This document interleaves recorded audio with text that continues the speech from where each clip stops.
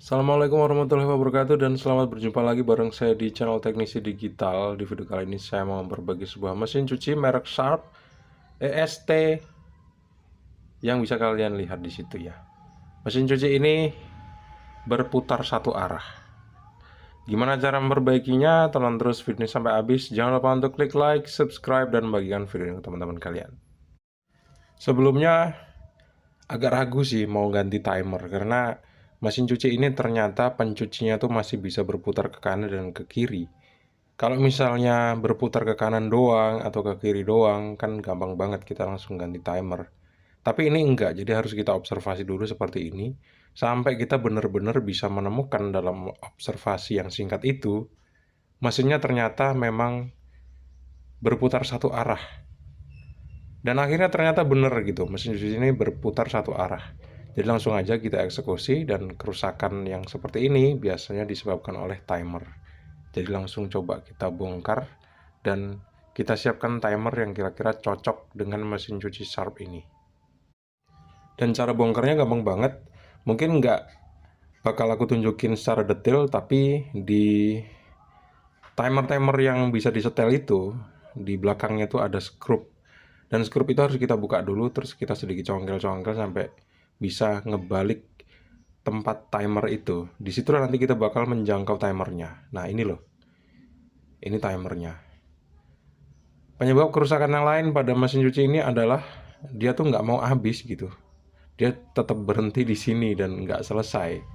Yang punya bingung karena mesin cuci ini harusnya nggak seperti itu. Tapi ya maklum karena mesin cuci ini belinya second. Kalau misalnya belinya second ya apa adanya lah kita terima ya. Apalagi udah tua seperti ini mesin cucinya dan itu pasti ada kerusakan-kerusakan. Salah satunya adalah timer yang rusak. Dan kayak gitulah secara singkat penjelasan tentang mesin cuci merek Sharp EST75E yang rusak ini.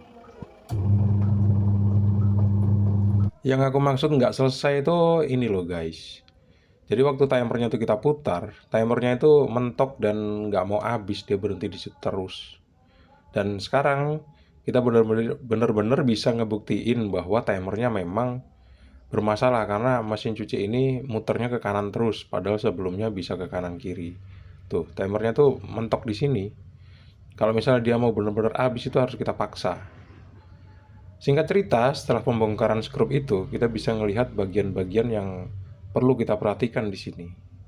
Nih, letak-letaknya.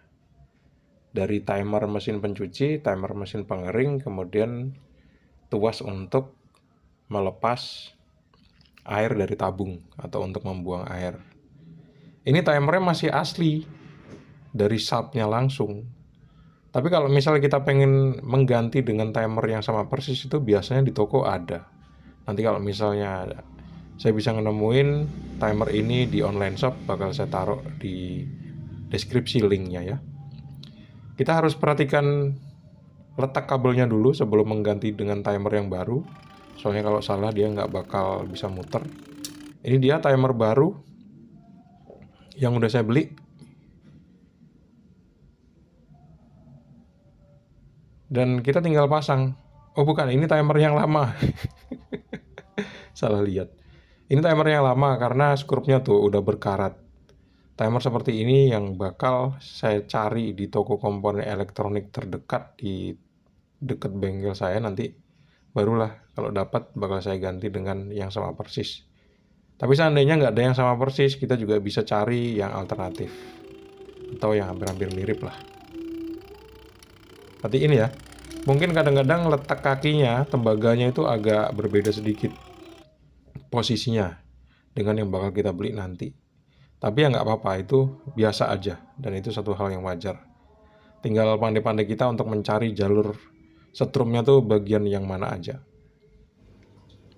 Dan akhirnya saya udah ngedapetin timernya. Ini timer yang lama yang berkarat, tuh lihat posisi atasnya seperti ini. Ini timer yang baru, sama persis dari bagian atas seperti ini. Tapi dia ada perbedaan di kaki tembaganya. Tuh, posisi kaki tembaganya tuh beda sama yang lama. Akan jadi masalah untuk yang nggak berpengalaman, tapi untuk yang berpengalaman sini nggak jadi soal. Harusnya kan dia sejajar, tapi yang baru itu yang di sudut kiri itu malah depan belakang kakinya. Waktu saya pasang, ternyata nggak mau hidup. Ternyata memang salah posisi, dan posisi yang benar adalah seperti ini. Tuh. Ini harus diingat-ingat betul. Soalnya kalau enggak, mesin cuci nggak bakal muter, guys.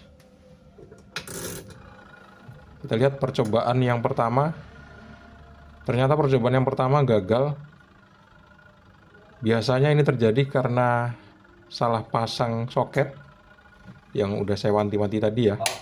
Ini saya tunjukin sama kalian supaya tahu kira-kira kalau misalnya salah pasang itu bakal seperti apa. Tenang aja, nggak rusak dan nggak korslet kok, cuman nggak hidup aja. Dan sekarang saya udah melakukan penggantian penggantian posisi kabel ke soket yang lain. Coba sekarang kita tes. Dan bunyi kan, atau hidup tuh pulsatornya bisa muter.